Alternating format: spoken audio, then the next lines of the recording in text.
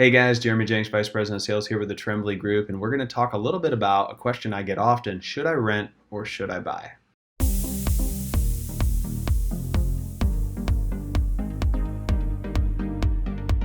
So one of the things in our market, our market is about 70% retirees that are moving down from high tax states and usually colder areas. And one of the things that I do get asked is, hey Jeremy, I don't know if I want the expense and the upkeep and the maintenance of home ownership. Maybe I'll just rent from here on out.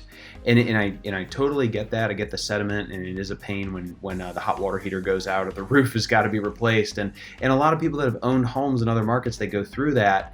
And I get the maintenance and everything. But the key is, I think in our market, a lot of our homes, you can buy a relatively new home, inexpensive. Taxes are low. Your general maintenance and upkeep can be low, and it takes about 2 years to live in a house and break even. Okay, that's kind of the general rule of thumb. So the rule of thumb in real estate is, if you know you're going to live someplace more than 2 years, then you want to go ahead and buy. Okay, if you're going to live someplace less than 2 years, then it probably makes sense to just rent, and you can just kind of move in, move out. No realtor commissions to pay. No major potential surprises or anything like that. But if you're going to live for more than 2 years, then factor in, you've got tax deductions. You're going to build equity in the home. If you're paying, let's say you're paying $1,000 a month in rent. I mean, in 2 years, that's $24,000 you lose.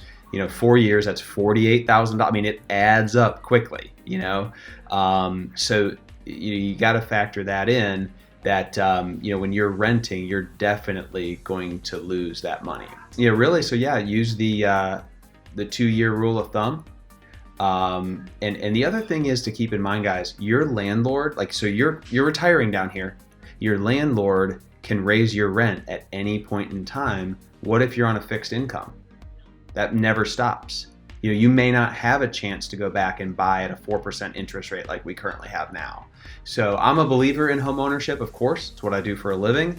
I think the good rule of thumb, like I said, is 2 years. But other than that, you should probably buy. So if you have any specific questions about your situation, I'd love to help you. Jeremy at the Trembley Group, or 843-638-3002.